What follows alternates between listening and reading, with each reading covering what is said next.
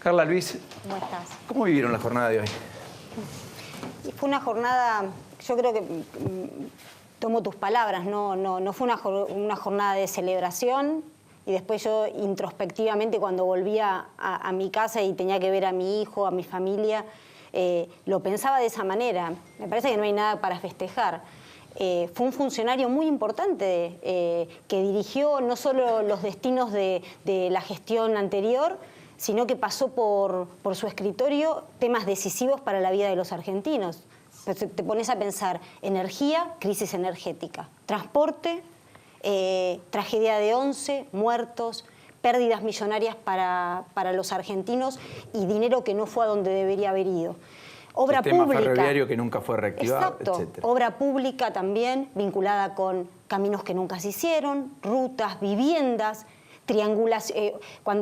Sí, es un arquitecto maquiavélico, en realidad, respecto de una red que él sostuvo con un poder absoluto, era el ministro... plenipotenciario exacto, casi. con una suma de poder y con mucho dinero manejándolo. Manejó más de 200.000 millones de dólares. Exactamente, y me parece que también está bueno para los ciudadanos que ven esto como un paso en un camino. Me parece que acá, porque vaya preso debido, no se terminan los corruptos. En ningún caso. Y nosotros tenemos que estar muy atentos, los que tenemos que poner límites al poder, controlar el poder, como es, por ejemplo, el poder legislativo, y tienen que hacer bien la tarea el poder judicial, que parece que durante mucho tiempo son los mismos jueces que se tomaron unas vacaciones importantes durante muchos años y ahora que de haber actuado en tiempo y forma nos activaron. hubieran ahorrado fondos públicos y quizás tragedias. Exactamente, entonces tiene que ser la mirada atenta del poder político, la mirada atenta de los diputados y de los ciudadanos en que esto no vuelva a ocurrir. ¿Y cómo sucede eso? Y justamente con una participación activa y por supuesto con los oídos bien atentos del poder político ante advertencias que sistemáticamente se habían hecho de organismos de control, por ejemplo, vinculados con obra pública, vinculados con el tema de transporte, mantenimiento de las vías. Y la verdad es que el poder político se hizo el distraído. Sí, yo diría que el botón de muestra fue que frente a eso fue Carriola que pateó el tablero cuando con Cambiemos y otros sectores de la política se validó que Debido fuera, hasta hoy, presidente de la Comisión de Energía en diciembre del 2015, cuando ya todo esto, buena parte de esto se sabía.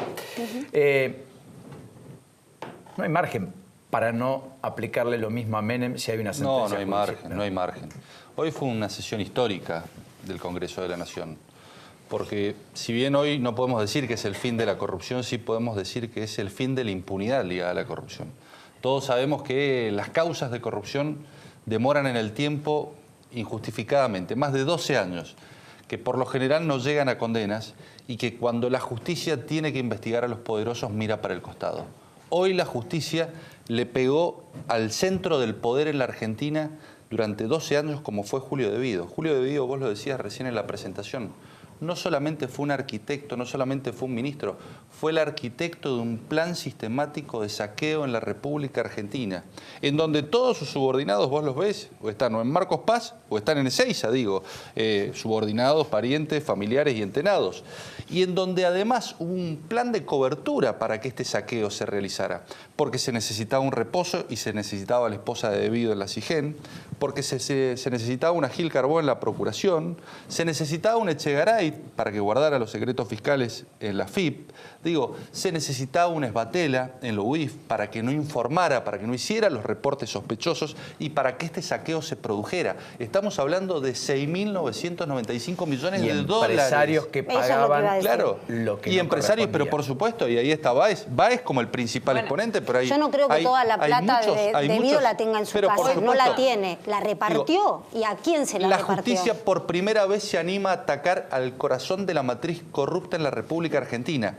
que no es el único, pero es uno de los personajes claves, centrales de la matriz de corrupción en la Argentina. Hoy justamente comenzó un juicio contra Leonardo Fariña por la compra del campo en Mendoza. Los 5 palos que llevó líquido. Él pidió líquido. declarar. Yo estuve en el momento, entre tantas cosas que ocurrieron esta mañana, y él, ahí lo estamos viendo, adentro del tribunal, se realizó en el Zoom de Comodoro Pi, y él decía justamente que el AFIP había encubierto a Lázaro Báez.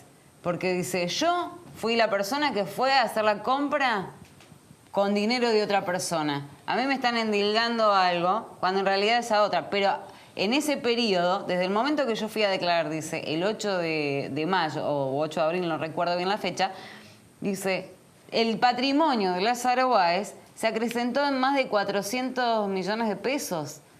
Dice, ¿en qué momento? Dice, eso lo encubrió la FIP. Pero está bien, pero Fariña compra en comisión con 5 millones de dólares físicos, como le gustaba decir. ¿En qué año? 2013.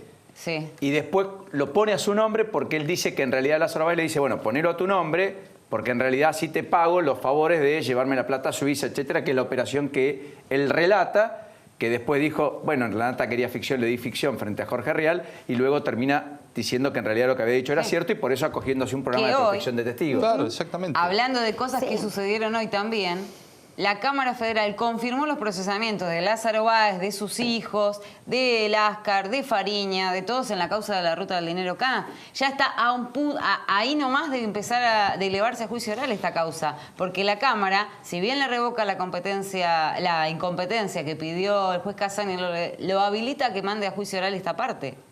O sea que la Cámara le está diciendo a Casanelo eleve a juicio oral. Sí, esta parte. ¿Y está Cristina ahí? Lo que le plantea es justamente por qué le revocan la incompetencia que plantea Casanelo. Dice, usted antes de declararse incompetente tiene que definir la situación que le pidieron tanto Marijuán como las querellas que fueron la UIF y la AUA. Que le piden justamente la indagatoria de Cristina. No le dice, no le ordena que la indague. Le dice, usted debe definir si considera tener que llamarla o no a Cristina Kirchner. O sea, la Cámara le está diciendo a Casanelo, el supuesto juez amigo de la Cámpora, te olvidaste de Cristina. Efectivamente, refina la situación de Cristina Fernández de Kirchner.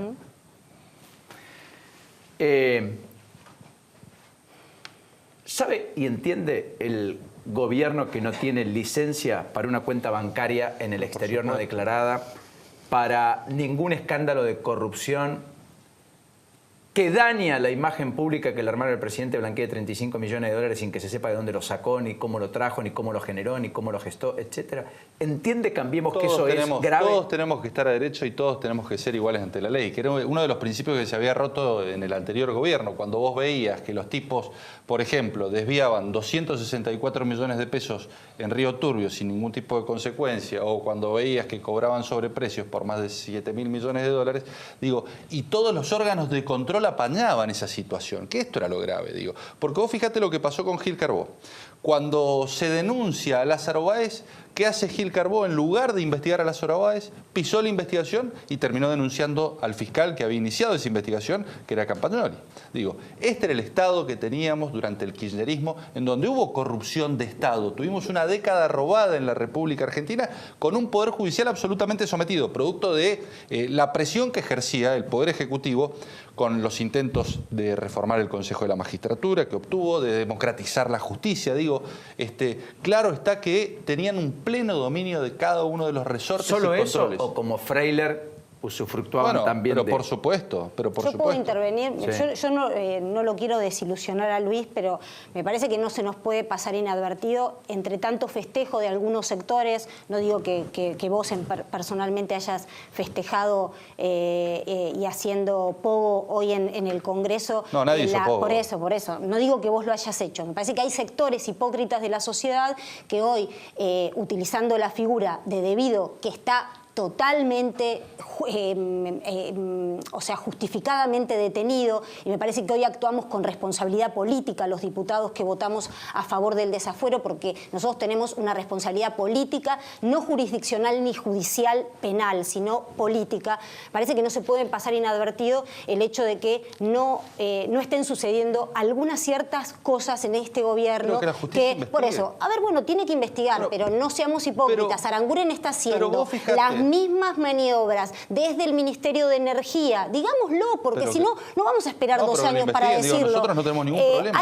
Hay una denuncia de Stolbizer. Hoy la estuve leyendo más detenidamente. De hecho, uno tiene que estudiar estas cosas, que tiene que ver con una triangulación. Entonces, es una triangulación entre el Ministerio de Energía, la Universidad Tecnológica Nacional de Venado Tuerto, una ONG que no entendemos por qué siempre las mismas maniobras se utilizan para triangular, porque saben, y lo sabemos todos los que sabemos un poco de control, que la mejor manera de eludir los controles cuando tenés que ocultar algo es triangularlo a través de una fundación. Lo hicieron con las Madres de Plaza de Mayo, con la Fundación de Madres. Entonces no hagamos las mismas cosas. Que este gobierno no lo haga. De no repetir el pasado y que todos los funcionarios estén a disposición de la justicia. Pero los festejos que no se garantice impunidad de absolutamente nadie. Los festejos de hoy, lo que está sucediendo. Me parece que tenemos que estar más alertas que nunca. No podemos permitir que los ciudadanos se decepcionen acerca de los cambios que se pretenden en la Argentina. Está claro que la vara está alta. Enhorabuena, ¿eh? Y ojalá que esté buenísimo. Digo, le hace muy bien a la República.